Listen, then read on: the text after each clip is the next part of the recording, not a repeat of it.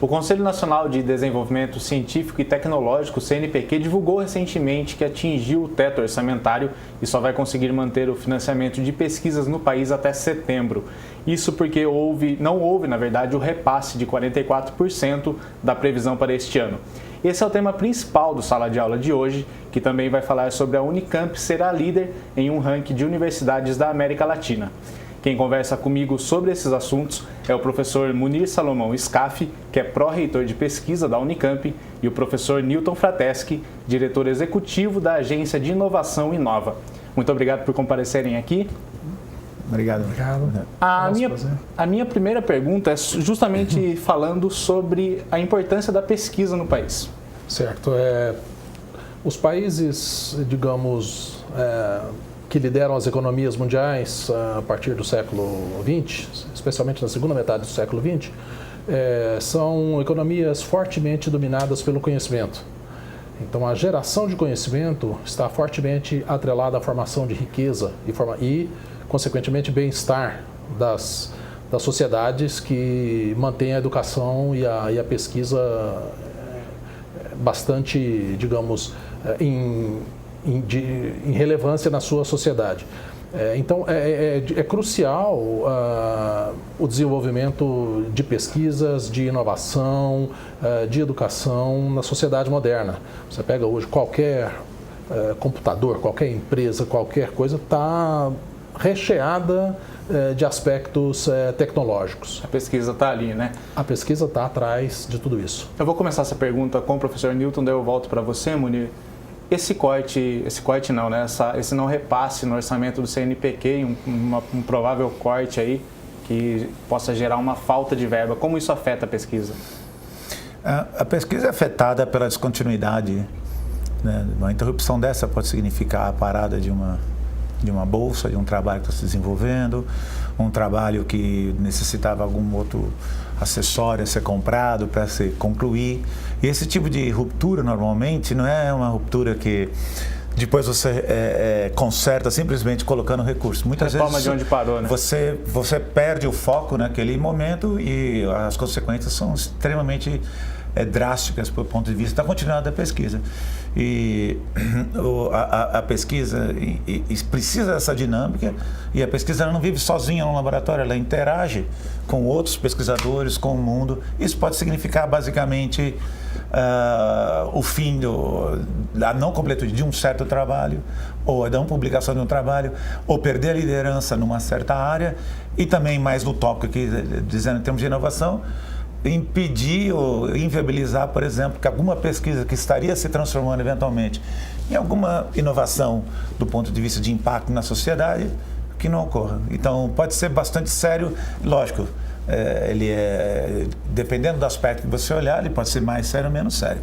Mas uma das coisas mais importantes que a gente tem dentro do desenvolvimento de pesquisa é ter uma certa segurança, né? Porque você se compromete, você faz diversas alianças, você faz cooperações, e quando você interrompe isso, às vezes pode significar um aluno que está no exterior ter que voltar, por exemplo.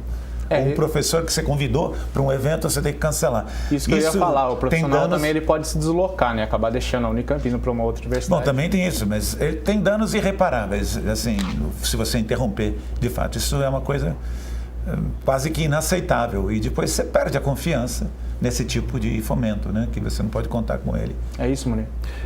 Até o momento, perfeitamente, até o momento, nem o CNPq e nem o Ministério da Ciência e Tecnologia da Informação e Comunicação anunciaram que haveriam cortes. E não, até o momento que a gente sabe, nós estamos em contato com o CNPq, nos manifestamos junto ao Ministério, o CRUESP também se manifestou junto ao presidente Temer, agora recentemente, numa carta enviada no último dia 17. O que nós temos de informação até o momento é que os repasses, ou 44% do orçamento de 2017 não foram ainda repassados. Isso significa um montante de 570 milhões. Então, não foram repassados do Ministério para o CNPq. mas também não se declarou que haveria cortes ou que haveria nenhum tipo de contingenciamento. A gente entende que existe uma dificuldade orçamentária momentânea, é notório isso no governo, então a gente acredita que isso seja uma dificuldade momentânea. O que é preciso, porém, é estarmos sempre alertas e, digamos, mantendo o contato constante para que não haja danos assim de natureza mais séria, especialmente para os bolsistas que dependem dessa bolsa, por exemplo, para viver, para a sua subsistência. Eu vou pedir para o senhor falar para quem nos assiste o que é o CNPq. Ele é um órgão do governo, o que ele é? Sim, pois não.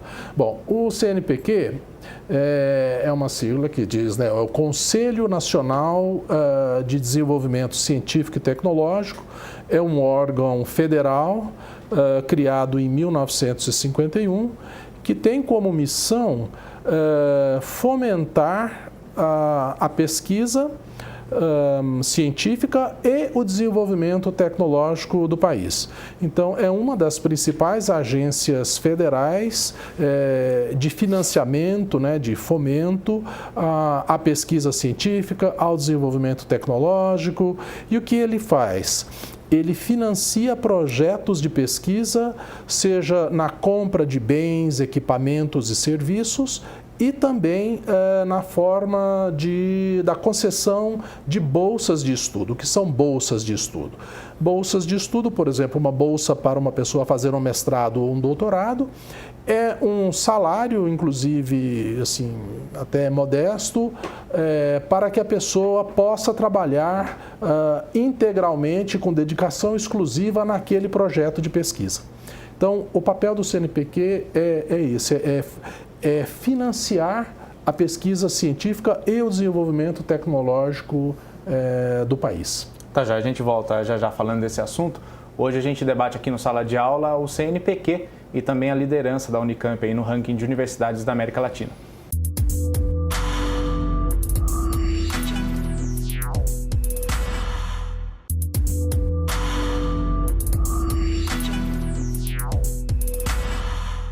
Estamos de volta com o Sala de Aula e eu já volto, Newton, te perguntando, como o nosso tema hoje aqui é o CNPq e a pesquisa no país, como a gente pode mostrar para as pessoas que a pesquisa está no dia a dia delas? Bom, a pesquisa em si, ela permite um avanço da sociedade como um todo no entendimento das coisas, a compreensão, o próprio entendimento da própria sociedade. Esse é do ponto de vista mais abstrato. Mas, em muitos casos, ela pode ser transformada em coisas, em produtos. Eu posso pensar desde coisas que têm muito impacto social, por exemplo, uma pesquisa pode levar a uma melhor gestão de como funciona o hospital público, de como funciona o atendimento à população. A pesquisa pode levar a isso. Às vezes, mais objetivamente, em produtos como melhorar a agricultura, melhores sementes para produzir a plantação que é mais eficiente, que consome menos água. Ou na área de informática, hoje a gente fala dessa coisa chamada internet das coisas, onde você tem um sistema inteligente por exemplo, de plantação, de tal forma que você usa menos água, menos terra e consegue produzir alimentos de uma forma melhor. Na própria comunicação que a gente está vendo, televisão digital, a rapidez, celular, ou seja, a pesquisa, tudo isso nasceu eventualmente de uma pesquisa. Né? Muitas vezes a pesquisa, ela é uma pesquisa que a gente chama de básica, que parece que não tinha ligação nenhuma com o produto. Mas dentro daquele processo da pesquisa básica, você acaba encontrando essas aplicações. Por exemplo, nas expedições para a Lua, quando a NASA mandou foguetes para a Lua, muitas das coisas hoje que a gente usa foram desenvolvidas naquele processo, que não tinha nada a ver, não era para a Lua, que no fim a gente usa aqui. Tá certo? Da mesma forma, há também pesquisas que são direcionadas. Então, muitas vezes, agências de fomento falam, olha, gostaríamos de ver pesquisas nesta área, por exemplo, problemas climáticos, a questão que muita seca ou regiões que têm muita enchente, como que a pesquisa pode ajudar a resolver aquilo? Começa num nível muito fundamental e, eventualmente, vira gestão e produtos práticos que todo mundo usa o dia inteiro. A gente comparando o número de pesquisadores no Brasil com pesquisadores na Europa e Estados Unidos, a gente pode falar que falta pesquisador aqui? Sem dúvida. a fração de, digamos, cientistas e pesquisadores para cada 100 mil habitantes é cerca de 10, e dependendo da área, até 100 vezes menor do que um país, digamos, de uma economia mais avançada, digamos, do que os países mais ricos, né? Então, uma diferença importante, talvez, é que no Brasil, grande parte das pesquisas científicas e dos desenvolvimentos tecnológicos são feitos na universidade. Enquanto que nos países de economia mais aberta, de uma economia mais pujante, as empresas são responsáveis por grande parte das pesquisas. Então, existe uma cooperação muito forte entre empresas e universidade, uma cooperação muito forte entre o setor produtivo e o setor acadêmico, que acaba culminando na geração de novos produtos e desenvolvimento de novas tecnologias, oriundo daquelas ideias, digamos, básicas desenvolvidas na universidade. A gente entra aí então um pouco na questão já da Inova, né, que ela faz parceria justamente com empresas privadas para pesquisa. Então a gente pode falar que o CNPq acaba não sendo a única fonte de recursos para pesquisa no país? Não, certamente. Há outras agências de fomento, em particular a gente do Estado de São Paulo, nós contamos com a FAPESP, que de fato é a nossa melhor e maior parceira para as pesquisas aqui dentro da universidade. Mas além disso, você tem esse contato direto com o setor privado, não necessariamente privado, mas o setor fora da universidade, e que muitas vezes há conhecimentos que estão na universidade e que a gente tenta casar esses conhecimentos com alguma aplicação que empresas podem ter. De que forma que a gente faz isso? Primeiro, protegendo aquele conhecimento na forma de propriedade intelectual, também depois estabelecendo parcerias, buscando essas parcerias. Terceiro, a gente também, para poder fazer esse meio termo entre a pesquisa na universidade e a indústria mesmo aqui fora, tem um sistema de incubação de empresas e empresas que estão começando, que a gente chama de startups. E também nós contamos hoje com um ecossistema da universidade de empresas que foram geradas a partir de ex-alunos da Unicamp, tecnologias da Unicamp, ex-professores da Unicamp, ex-funcionários da Unicamp, que a gente chama de empresas filhas da Unicamp. Essas empresas todas também ajudam muito em fazer esse casamento. E como o Munir estava falando, em geral, a maior parte dos doutores, que seria quem faz a pesquisa na universidade, os professores, nos países desenvolvidos está na indústria, não está na universidade. E eles fazem essa interlocução. Só que hoje eu vejo no Brasil que isso está começando também, em diversas áreas, está começando a ter muita pesquisa dentro das empresas, e o que a Inova tenta fazer é buscar esses parceiros também nos buscam, e com o apoio dessas áreas todas que eu falei, das empresas filhas, da propriedade intelectual, incubadora e a parte de parcerias, a gente faz esse casamento, e é por isso que a gente consegue licenciar diversas tecnologias e fomentar parcerias entre fora da universidade, o setor privado e a universidade em si. Sim, é uma fonte bastante forte também de investimento na pesquisa. A gente pode falar que a Unicamp é que tem o maior número de pesquisas em conjunto com empresas no país? Não, sem dúvida. A Universidade de Campinas, Estadual de Campinas, é uma universidade que desde o seu nascimento, ela é uma universidade jovem, está fazendo 51 anos hoje, agora, em outubro, né? É uma universidade que desde o seu momento da criação teve uma forte vocação para o desenvolvimento tecnológico, a pós-graduação. Então, é uma universidade, nesse sentido, a liderança no país em termos de inovação tecnológica. Se você me permite, eu queria dar 2 exemplos, talvez, para o público de casa ver, porque me ocorreu agora, de desenvolvimento tecnológico, né? São 2 exemplos muito conhecidos. Um deles é bem conhecido, o outro não.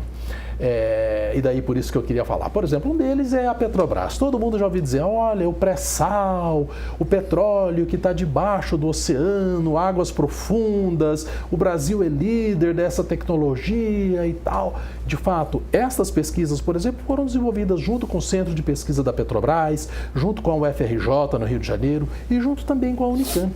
Por exemplo, para você detectar que que tem petróleo lá naquela camada, não sei quantos mil metros abaixo, lá debaixo da camada de sal que tem no fundo do oceano, rocha de salina que tem no fundo do oceano, como é que você sabe isso? Você tem que ter métodos para... Equipamentos. Exatamente, para tentar entender esta coisa. Então é tudo feito com radar, com ultrassom, e você recebe os sinais e depois você precisa analisar os sinais. Como é que você vai analisar um sinal de uma coisa que você não conhece? Então você tem que desenvolver uma metodologia, e a Unicamp ajudou muito nisso, desenvolver uma metodologia de desenvolver métodos para analisar os sinais, para falar, não, aqui é água, aqui é rocha, aqui é petróleo. Então esse é um dos exemplos... Sem ter que chegar lá e furar para saber. Sem ter que furar para saber, que não dá para furar para saber, né? Um outro exemplo de uma tecnologia que foi agora, inclusive, recebeu um prêmio da Unicamp de inovação ano passado, mas que ainda não está exatamente em pleno funcionamento, mas a Samsung, a fabricante de celulares, está muito interessada. Todo mundo que tem um celular hoje, todos nós de casa temos um celular, e o que acontece de tempos em tempos? A gente atualiza o sistema, não é? Faz um update, faz uma atualização no sistema e o celular fica, de repente, fica muito lento, né? Isso porque os novos sistemas operacionais, aplicativos que entraram no sistema, começam a sobrecarregar a memória e a capacidade de execução do celular. Então, como ele perde muito tempo para fazer as tarefas, ele acaba ficando lento. E o que a gente faz? A gente joga fora aquele celular e tenta comprar um modelo mais novo. Então, uma das pesquisas que foram desenvolvidas no Instituto de Computação e que a Samsung interessou muito é o seguinte, é um programa de computador, uma nova plataforma que criaram, de tal maneira que ela pega aqueles programas, quando você instala algo novo, ela desativa toda aquela parte que não está sendo usada, elimina aquilo da memória, limpa tudo da memória e deixa o seu celular novinho em folha com um novo sistema operacional. Quer dizer, você vai ter o seu celular, talvez de 1 ano ou de 2 anos aí de uso, com o sistema operacional novo. E todos os aplicativos novos, sem perder desempenho. Então isso é, por exemplo, fantástico para o usuário. Se não fosse a pesquisa básica lá na computação, entendendo como é que funcionam os programas de computadores dentro do celular, isso não seria possível. Tá, já, a gente volta já. Hoje aqui o Sala de Aula fala sobre a pesquisa no país e a gente volta daqui a pouco falando sobre a Unicamp ser líder no ranking das universidades na América Latina.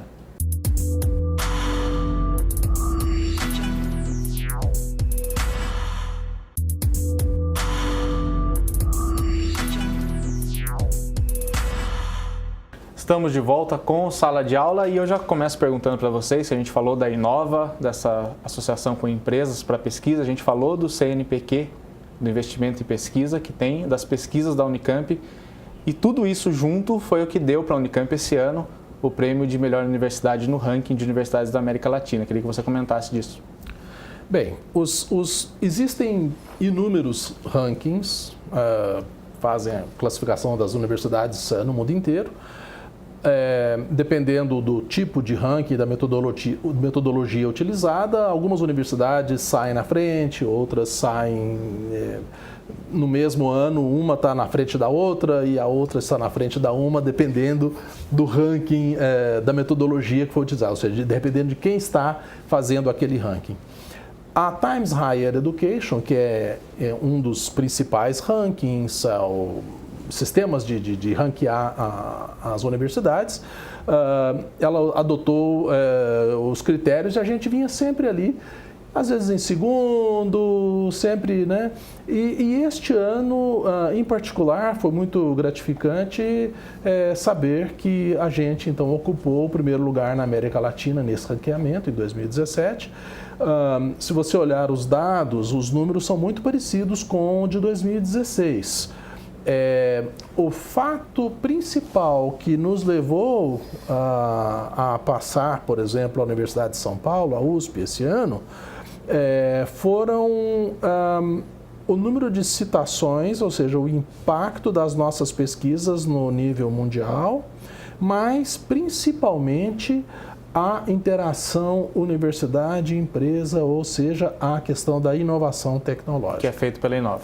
Que é capitaneada pela Inova, exatamente. Então, a Unicamp tem isso no seu DNA.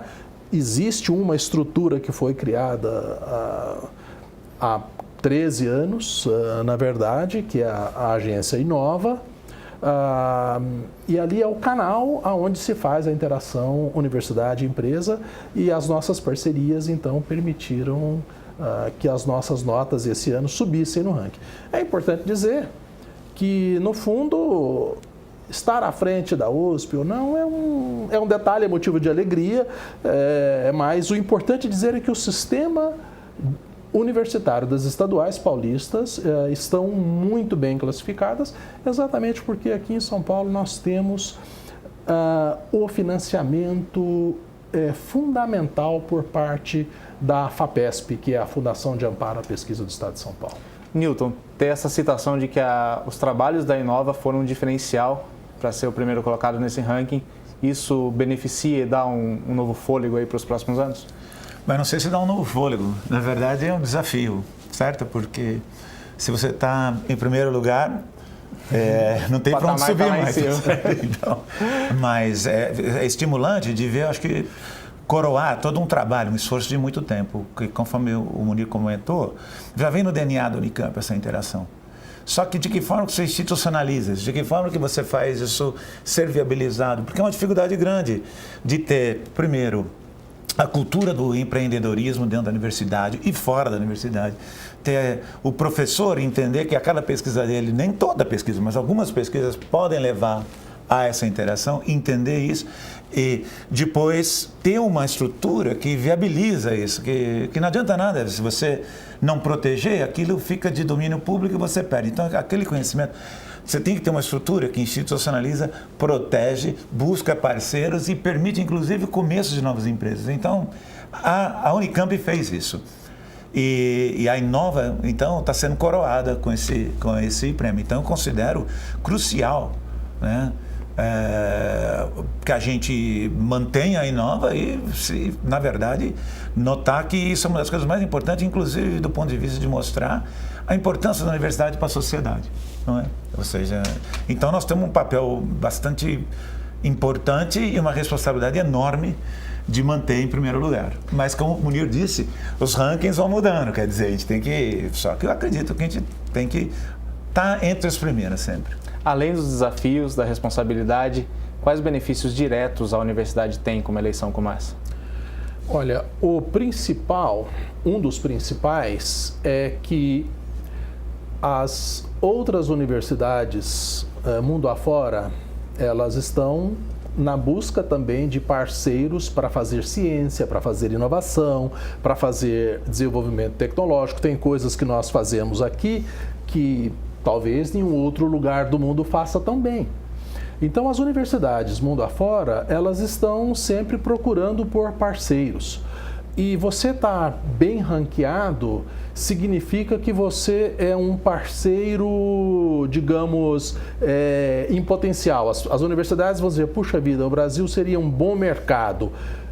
Com quem eu devo interagir no Brasil? Vamos olhar os rankings. Olha, os rankings, puxa, a Universidade de Campinas, a Universidade de São Paulo. Então, isso atrai naturalmente parceiros para o desenvolvimento da pesquisa, para o desenvolvimento de novas tecnologias. Então, nesse sentido, é muito importante. E aumenta também o intercâmbio de profissionais, né, de outros países que vêm para cá, o que dá um salto para a pesquisa. Certamente, aumenta o interesse, o intercâmbio de profissionais, o intercâmbio de alunos. E quando você vai lá para fora também, você diz, olha, eu quero cooperar com vocês, dois professores trocam mensagens, e-mails, vamos cooperar em tal assunto, eu li seus trabalhos e tal. Ele quer saber de onde você é, se ele não te conhece. E quando você fala, eu sou da Unicamp, então isso traz um nome. Tem um outro fator fundamental. Muitas indústrias parceiras, ou que desejam desenvolver tecnologias, desejam desenvolver, agregar mais pesquisas aos seus produtos, mais tecnologia aos seus produtos, elas muitas vezes buscam competências. E aonde elas vão buscar?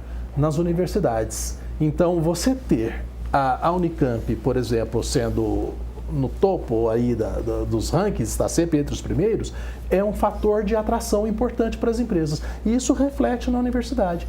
numa situação de dificuldade financeira que todos nós estamos passando, isso pode significar e tem significado novos aportes de recursos para dentro da universidade. Que aportes são esses? As empresas que estão interessadas em fazer parceria, elas podem contribuir com recursos e fazer parcerias. Então, isso é uma fonte extra de financiamento que alimenta o sistema. Além disso, muitas vezes uma empresa está buscando um local em que a palavra um pouco da moda agora é o ecossistema, em que você tem pesquisa, você tem outras empresas, você vai buscar. Quando você vê esse ranking no mapa, ele toca o radar. É um lugar para se instalar, possivelmente é na região de Campinas, onde você pode interagir com esse ecossistema. Então, isso também atrai novos investimentos para a cidade, mais empregos e aumenta essa colaboração com a universidade e empresa. E que isso, todo mundo ganha, a população, a empresa e a universidade. E não necessariamente empresas grandes. Não necessariamente. Não, como eu estava dizendo, desse conjunto de empresas, tem mais de 420 empresas que são filhas da Unicamp. Tem desde empresas que arrecadam mais de 500 milhões de dólares por ano, até empresas pequenas, que, assim, recém-nascidas. E a gente também provém esse tipo berçário de empresas lá, que é essa incubadora.